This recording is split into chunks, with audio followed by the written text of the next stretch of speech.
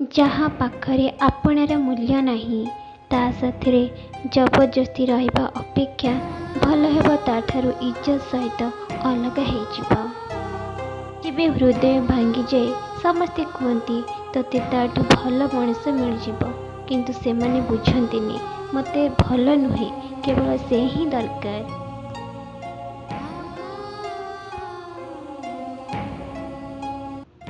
ଯେବେ ସମ୍ପର୍କ ନୂଆ ନୂଆ ଗଢ଼ି ଉଠେ କଥା ହେବା ପାଇଁ ବାହାନା ଖୋଜନ୍ତି, ହେଲେ ପୁରୁଣା ହେଲା ପରେ ସେମାନେ ଦୂରେଇ ଯିବାକୁ ବାହାନା ଖୋଜନ୍ତି। ଜାଣିଛି ମୁଁ ତା ବିନା ବଞ୍ଚି ପାରିବିନି, ତାର ବି ଏଇ ଅବସ୍ଥା, ହେଲେ ଅନ୍ୟ କାହା ପାଇଁ ସେ ମୋଠୁ ଦୂରେଇ ଗଲା।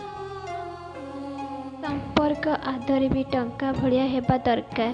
ଦୁଇଟି ଯାକ ପାଇବା କଷ୍ଟ କିନ୍ତୁ ହରେଇବା ସହଜ। ମୋତେ ଏ ଦୁଃଖରେ ଥିବା ଦେଖି ସେ କହୁଥିଲା ମୁଁ ଥାଉ ଥାଉ ତୁମକୁ କେହି ଦୁଃଖ ଦେଇପାରିବେନି।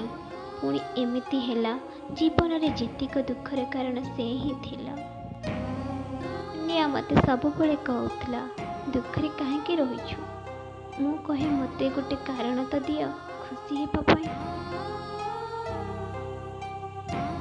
ଯଦି ତାକୁ କିଣି ପାରିଥାନ୍ତି ମୋ ଜୀବନ ବିକ୍ରି କରି କିଣି ଦେଇଥାନ୍ତି, କିନ୍ତୁ କିଛି ଲୋକ ମୂଲ୍ୟରେ ନୁହେଁ ଭାଗ୍ୟରେ ମିଳନ୍ତି।